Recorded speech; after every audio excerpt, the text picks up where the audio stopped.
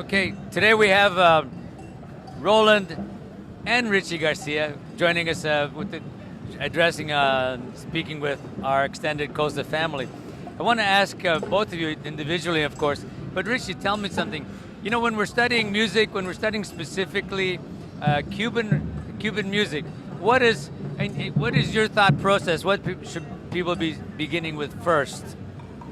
You mean when I'm playing like congas and all that stuff? Or yeah. The single instrument or the combination? Let's say if you were to start approaching the music first, what would be the first thing you think about in telling your students or people to think about studying? Well, they have to understand that the music is based on clave. All styles have something that is foundational to what you play.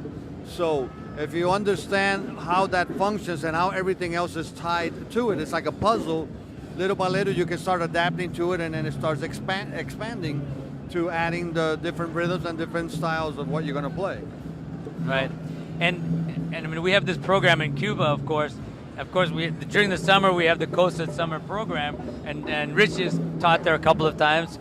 Roland has been a participant there. Now Roland, of course, is like the drummer, the percussionist on American Idol and many other things. So all of us are in our growth process. What do we do? Do we just stay home and watch TV, or do we practice and learn?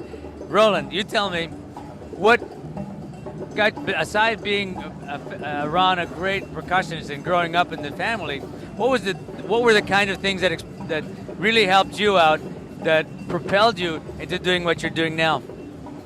I would definitely say exposure.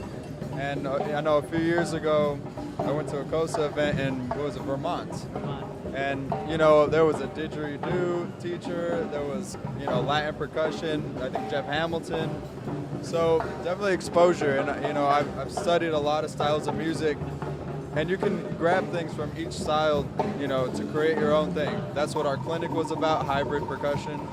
So just demonstrating, playing a cajon with a tom-tom and a snare drum, or, it's all about inventing something that's yours, I mean, there's a traditional thing, which is great to learn, but it's, what's the next thing? What's the next step, Right, and that's the whole key. Whenever you're learning something, you want to go back to the tradition as far back as possible and then move forward, right?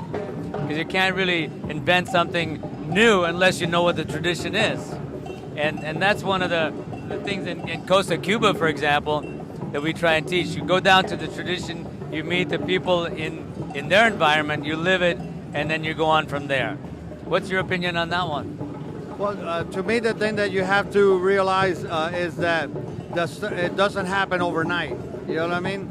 It's a process. It takes time. The more time you spend on it, the further you'll get along. So you have to take each step each step one at a time.